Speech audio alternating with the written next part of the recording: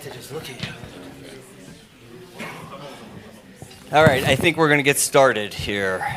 I'm pleased that we have the opportunity to spend 30 minutes talking about something that's going to last us 3 weeks. We'll do this as quickly as possible. I also we're auctioning off the opportunity to ask a question about Greenland. So this is your, the highest bidder can ask about Greenland. But anyway, I'm Ellie Gold. I'm the president of the Gold Institute for International Strategy, a foreign policy defense think tank based in Washington, D.C. And I have the opportunity to host this panel to give an assessment of 2026 or better termed, Trump 2026, and to see where our head is on this. Here, as I've been here in Davos, the number of questions regarding Trump scenarios and are just one after another. But it's interesting because all these questions are about the most complexly simple man. We tend to look at things that he says and does in a complex fashion, when sometimes it's just as simple as what he said or as what he did. So it'll be very interesting to hear what our panelists say. President Trump, when we look at it, and of course we're here in Davos, this is clearly a conference and a time where we're looking at, from an international perspective, everybody wants to know. We have close. I'm told. I think Irene told me we have close to 70 countries that are here represented both in person and virtually. So clearly, everybody wants to know what we're thinking.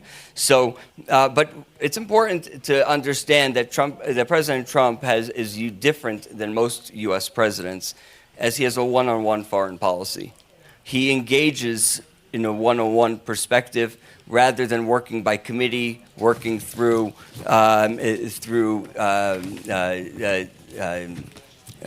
different agencies and so on. That could be a good thing. It could be a bad thing. We'll find out. I'm sure we'll ask some of those questions. And of course, now we have to know, is President Trump has a transactional foreign policy, something that is unique, something that we haven't seen. We'll of course hope that our panelists will talk about that. Is it a good thing or a bad thing? And I know you have plenty to say about that. So for me, I'm going to ask, please be as comprehensive in your remarks and as answers as possible. I know, David, you're going to go very quickly, but let's see if we can give full answers. But to my right, we have David Metzner, a managing partner at ACG Analytics, an independent research firm that translates public policy for investment funds, managers, and analysts.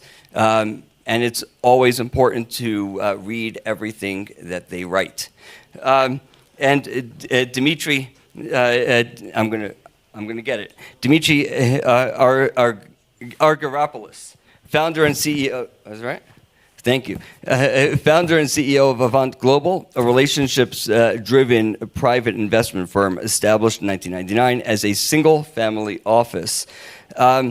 So what I'm going to do, what our panelists do, is up to them. But what I've asked is, take 5 or 6 minutes to articulate what your thoughts are on President Trump's or the U.S. 2026 and where we're going to go. Of course, we have a number of questions that I'll pose to you, but I would also encourage everybody to think of a question, and if you have something, when I'm going to ask and give the opportunity for attendees to ask questions as well, if you have it. But I will ask you not to give a speech, but rather ask a question. So let's start with David. And I would just like to say it's great to have David here in person this year, and because we started this virtually last year. I would love to answer questions. I'm happy to talk a little bit about things, but David is really the foremost expert on this topic, so I'd love to give some of my time to him. Well, thank you very much, Demetri. I guess this is on? Yes. I'm David Metzner. If you live in Trump, Washington, it's an exhausting experience. And I have to say 2026 has been off to a very particularly challenging start. What we do is we analyze government policy and how it impacts markets. Our clients are largely hedge funds based or family offices based in New York, in London. We publish very short research pieces, come out every day, 3 or 4 times a day. We give them away. Last year they were read 230,000 times, read by the administration, Capitol Hill, the embassies, particularly the diplomatic community loves to rip it off. But what I want to do today, this is a presentation for Europeans, okay? Because one thing I've learned is that European press doesn't really report Washington very well, okay? So I'd like to ask one question first. Raise your hand if you thought Kamala Harris was going to win the election. Do you think Kamala Harris would beat Donald Trump a year ago? No, okay. Interesting, when I give this speech in Germany, a lot of hands go up because the German newspapers, the FAZ and Süddeutsche, said that she would win. And for us, it was not possible for her to win. But let's talk a little bit about who is Donald Trump. He's not from Manhattan, he's from Queens, okay? All right, he grew up, his father was the son of a German immigrant, his mother was from Ireland, okay? Grew up and his father was in a very difficult residential real estate space. But what's interesting, so you can imagine the discussions at the dinner table. Okay, you're competing against the Greek community in Queens, the Jewish community, and it was a fight in the 50s. But he went to church where the preacher was a man named Norman Vincent Peale, very famous in the 50s and 60s in the United States. He wrote the book, The Power of Positive Thinking. So young Donald went with his mother there every Sunday and heard speeches about thinking positive. That's why we have our tax bill called the Big Beautiful Bill. Everything has this sort of positivity, generally. But let me go on and talk about, yes, we have an untraditional White House. All right, what's that mean? As Eli said, everything is very centralized in the White House. He often pits people against each other. Not surprising, because he did that on The Apprentice. He had his own TV show where he pitted people against each other. So that is, Donald Trump, as Eli said, didn't just parachute into the world. He's a product of the 60s and 70s. He believes in manufacturing. He believes in big American cars, and that's what he believes in. Now, he got elected a year ago. We were very confident he would win for a lot of reasons, but the American zeitgeist was at a particular low a year ago. Annual growth was less than 2%, 1.5%. Federal spending has gone from 4.5 to 7 trillion under COVID. I don't think Americans feel like they're getting better services. Our deficit was going up. Federal employees went from 1.9 to 2.4 million people under Joe Biden. I don't know. Demetri, you getting any better services for this? So people were in, a bad mood. We have a housing crisis in the United States. The American dream was to own your house. Instead, kids were living in their parents' basement. We had a fentanyl crisis in America. Okay, and we had the famous flyover states. So the 2024 election was held at a particular low point. Now, since then, what's happened? Under Trump's America First policy, the trade deficit is at its lowest. The national deficit is at its lowest deficit in 5 years, and the worldwide trade deficit has dropped precipitously. Okay, and U.S. exports are up probably because of oil and gas. So the balance sheet of the United States has dramatically improved. What I want you to take, because all this is important because it's going to tell us how we do in 2026. All right. Now, you hear a lot about tariffs. You hear a lot about taxes. Trump, I joke that I think I understand his policy better than he does sometimes. Trump has an industrial policy, okay? What is his industrial policy? He made his tax cuts from his first term permanent. You can do things like, instead of depreciating an industrial building or a piece of equipment, you can expense it, okay? But what's really important is that cost the federal budget $400 billion over 10 years. The tariff bill is really a consumption tax. You have consumption taxes here in Europe, VATs, and the consumption tax, unlike VATs, if there's a 15% tariff on Mercedes, that doesn't go right to the consumer. Mercedes is going to eat 5%, 7%, 8%. The supply chain is going to eat some. The wholesaler is going to eat some, and the retailer, and the consumer will have to pay some too. So that's going to raise $400 billion over 10 years, paying for his tax cuts. Then he's got a massive deregulatory policy going on. All right, to take regulations off of business, off of oil and gas in particular, and stimulate domestic drilling, which we have, and we're exporting also a lot of gas to Europe. So the U.S. economy is looking particularly good. We had 4.3% real growth in Q3. We had a government shutdown in Q4. Some economists think the growth could be as high as 4.5%. So we're going into 2026 with a very fun, a great foundation on the economy. The challenge, and now housing is 15% of GDP, and housing is still nowhere. And Americans, why the consumer confidence is going up, okay, Americans are still somewhat grumpy on the question of inflation, which is about 2.7%, and the lack and food prices, and it's a common thing. So it's very, Trump is starting to address the affordability crisis. But I like to say that it's an election year for our Congress. The best hope Trump has is getting inflation low, having the Fed cut, keeping us out of a war, and getting consumer confidence, which has ticked up steady.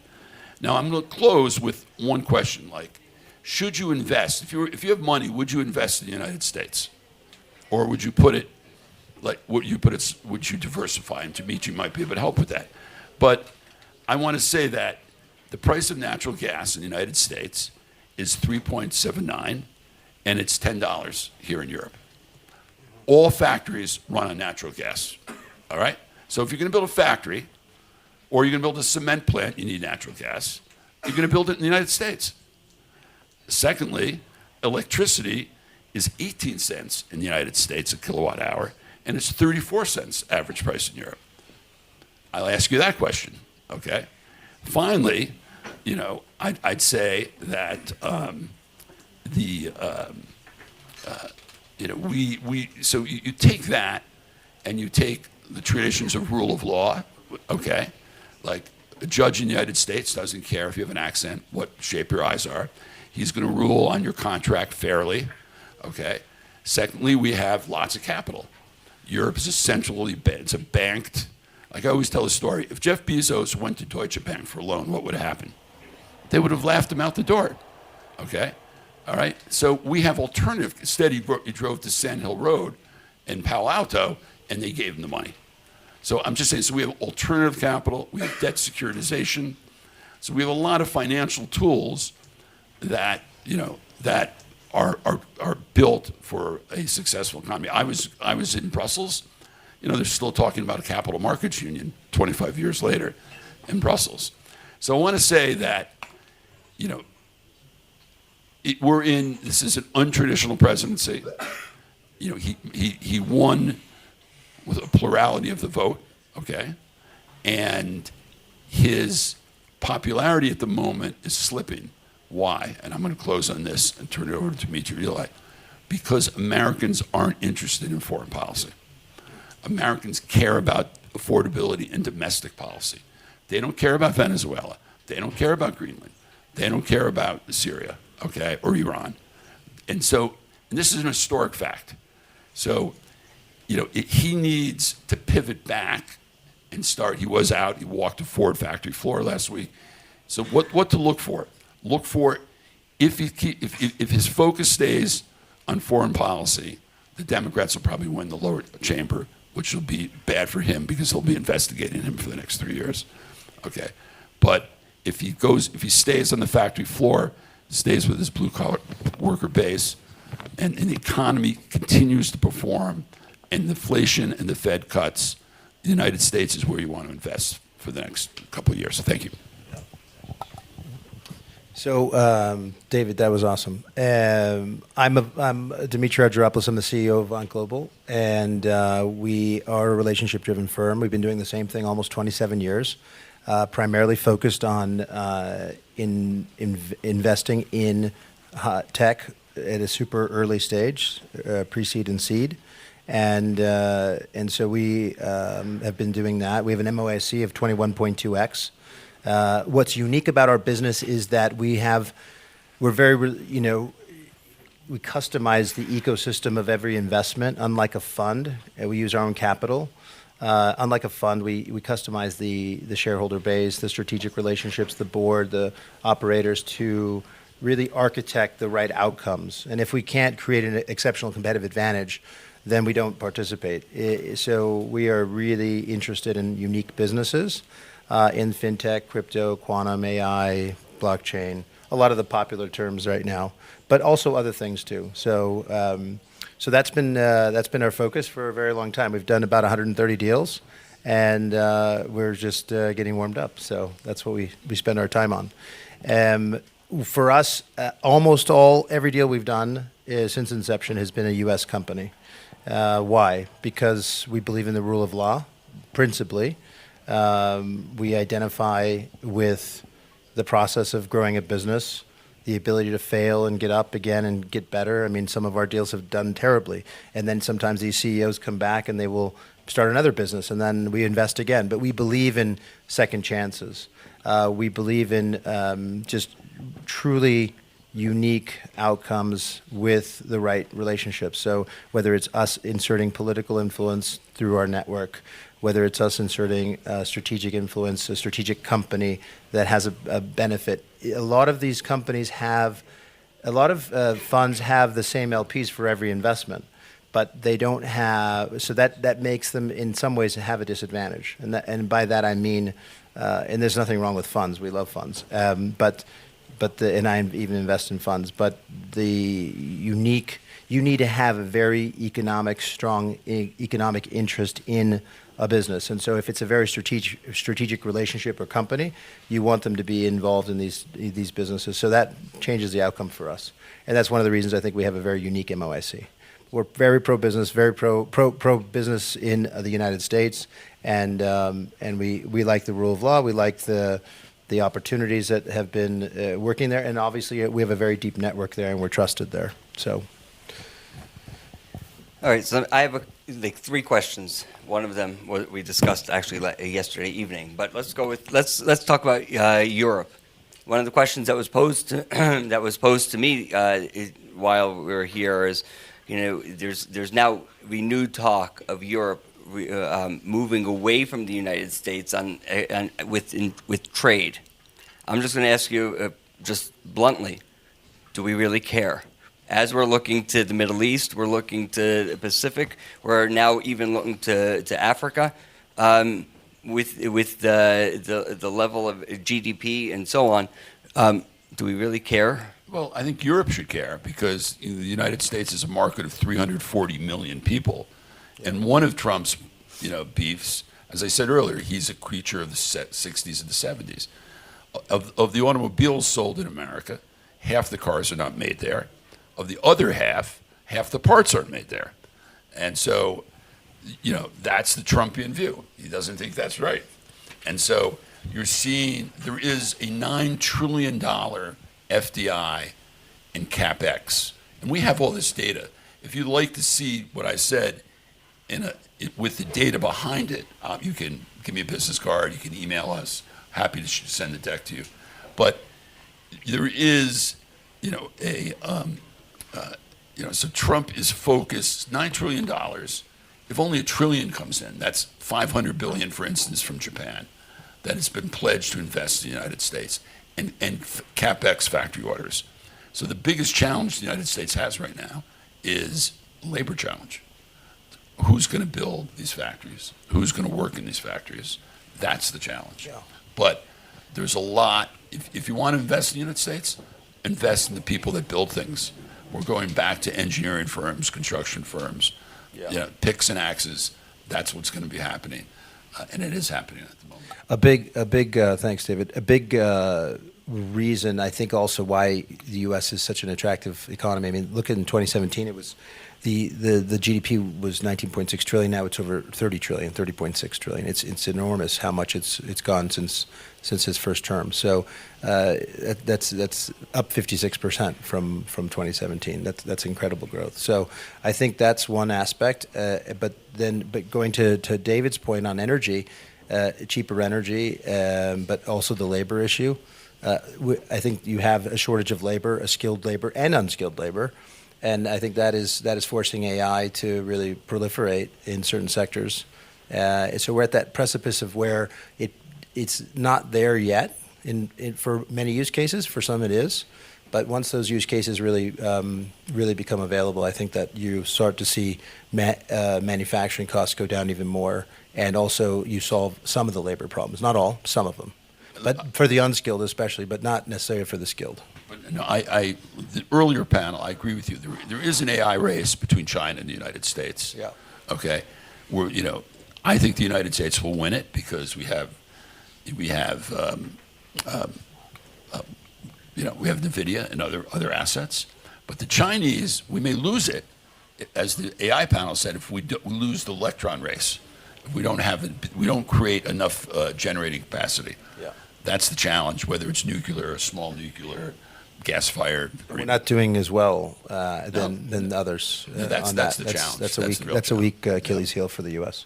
So I will say, just to comment on your China comment here, the Gold Institute, which you can find on our website, we just recently drafted the National Cyber Security Blueprint. The administration is now working on theirs, and no doubt this will be a resource that they use. But as we were having our roundtable, when we take a look at the U.S.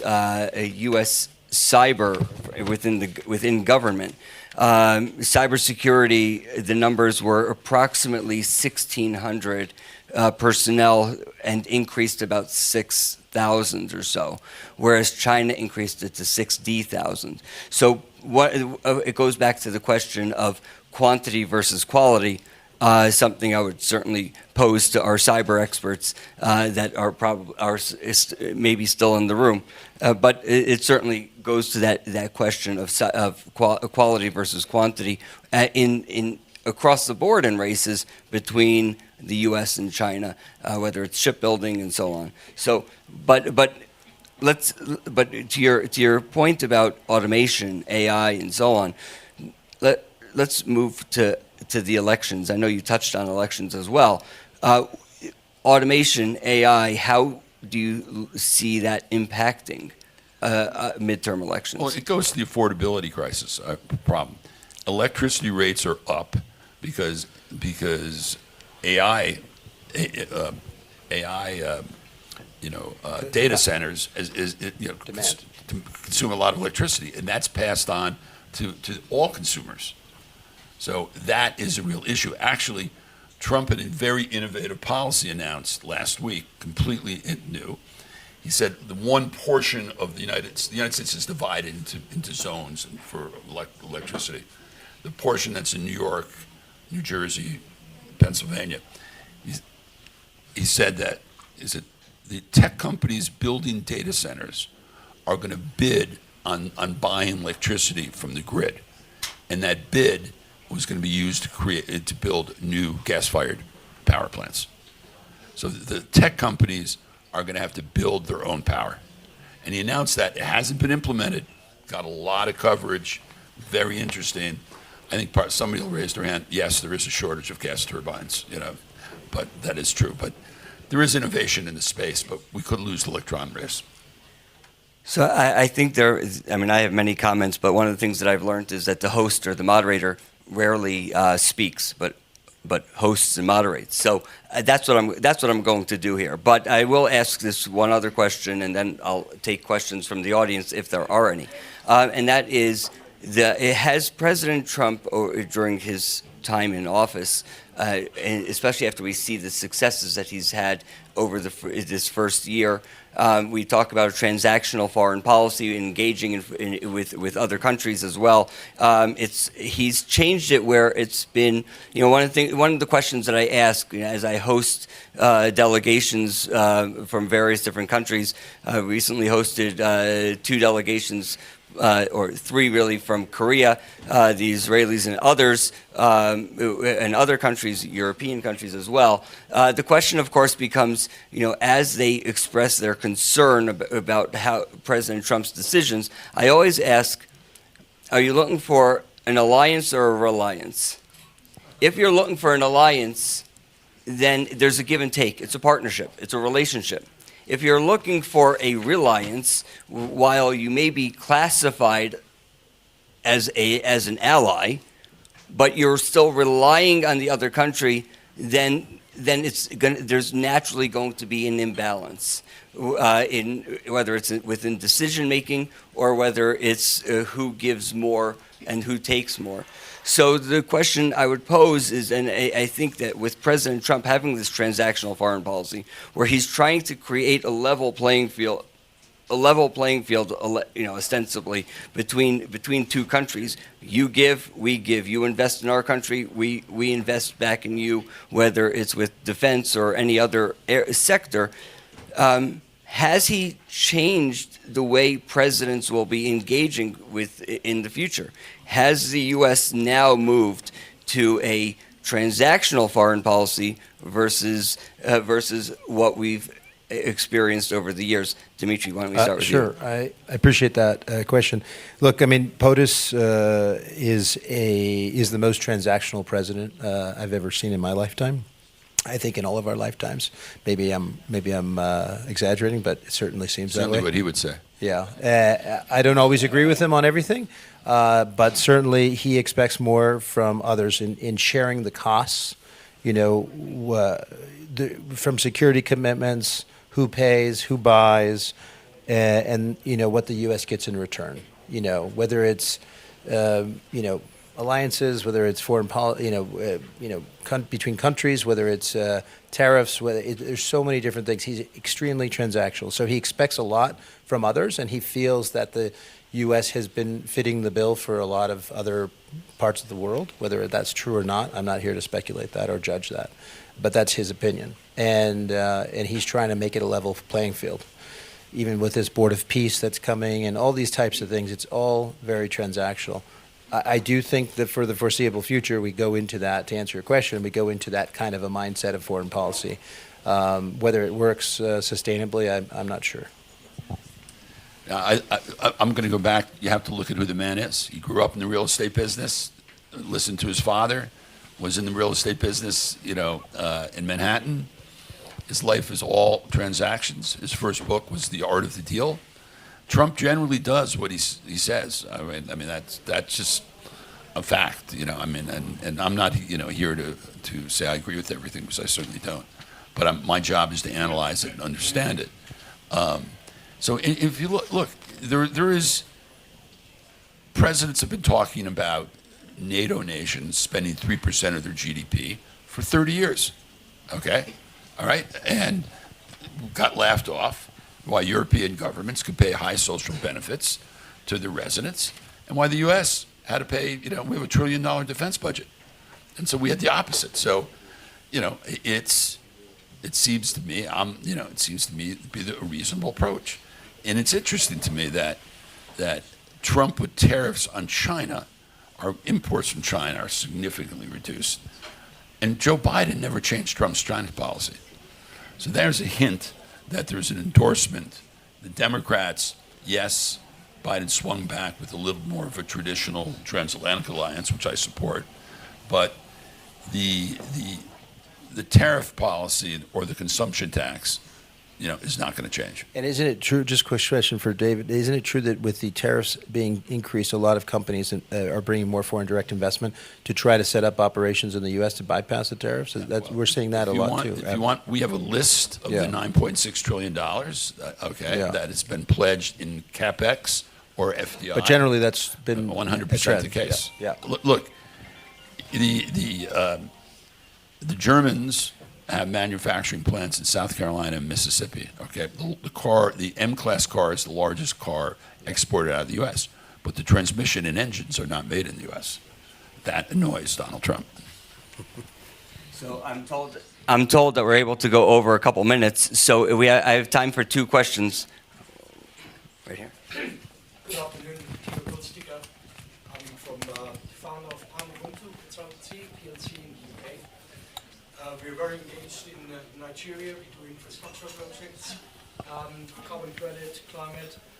My question is, what do you believe would be Trump or Trump administration appetite in Sub-Sahara, West Africa, particularly two countries come into mind, A, Nigeria, and B, the DRC, Democratic Republic of Congo, particularly which is the mineral-wise the richest country on the planet?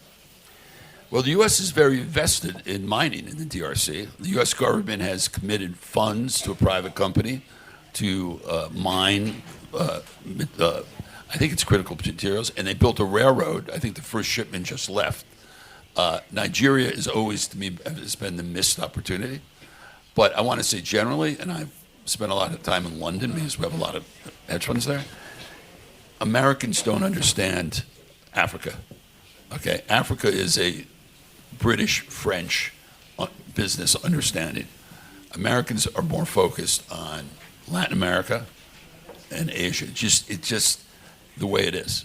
It's never really caught on. Now with the need to have a mineral policy, that's going to change somewhat. I think that there's countries that President Trump likes, and there's countries that he doesn't like. So, especially when it comes to Africa, and so my answer would be really simply: can he transact effectively in those parts of the world, and is it in the best interest of the United States? And if it is, then I think there's many deals to be done. That's simple. One more question. All right. Well, so then I'm gonna jump in here. So the question, of course, that I would pose, or that I want to discuss, really is the upcoming elections. I think that the elections are extremely important. Everybody is concerned, both in the U.S. and abroad, in the midterm elections, because that's going to clearly shape how the president engages and moves forward. If Democrats win, we know from the first term that it's going to be Washington will be essentially at a standstill. You might not have anything to write about. No, well, I'll tell you, the executive branch will not be at a standstill. Well, that may be true, but Congress will certainly be at a standstill. Although, arguably, it's at a standstill now. But that's up for discussion. But as we take a look at the election process, and we take a look at some of the things, some of the comments that you made as well, David, regarding what the U.S. and the American people vote on, and it's certainly not foreign policy. Foreign policy is not something that they vote on. They vote on their pocketbook. Again, things that David had mentioned earlier. But I think it's also important that we understand the dynamics in the United States as we're looking to the United States, and to try to predict what is going to happen over the next essentially 3 years. And it's always important to take a look at the policy shifts within political parties. And something that I think that Europeans can appreciate as we're taking a look at the greater governmental involvement the greater government involvement, and whether it is within the Media and Digital Services Act, something that is concerning in trade with the European Union, whether it is with looking for more centralized government within the United States, something that we see happening in New York City, for example. The Democrat Party shifting to socialist or communist and continuously moving farther and farther to the left, while certainly we see the Republican Party moving farther and farther to the right. At the end of the day, it is not as necessarily as offensive to Republicans as the shift to communism is to Democrats, or certainly the centrist Democrats. So I think it's important to keep that in mind, the political shifts in the United States, as we're looking to see as we're looking to predict what's going to be over the next 10 months or so, what's going to happen, and then ultimately over the next 3 years, because that will certainly have a great impact on the foreign policy and the international relations between the U.S., Europe, and beyond. So, 30 seconds each. Yeah, I'm just going to conclude by saying the fundamental thing that happens if the Democrats take the lower house is the gavel the chairman of the committee gets the gavel. Okay, that means he can call witnesses and they can investigate anybody they want. So it's that power to investigate which led to the impeachments. Okay, so they can investigate the president, they can investigate spending. It's a huge drag on getting anything done. Okay, that's the bottom line. So that's the fundamental change. Now, the one thing that Congress has to do is pass a budget every year. Donald Trump can't conjure money out of the thin air. So the Congress, according to the Constitution, must pass and appropriate money for the executive branch. If they can't make up their mind, the government gets shut down. Okay, so they may hate each other, but they're going to have to figure it out. That's true. I mean, whether it's a Democrat or a Republican president, as a businessman, as an operator, as a guy who invests in the United States, the last thing you want is a gridlock.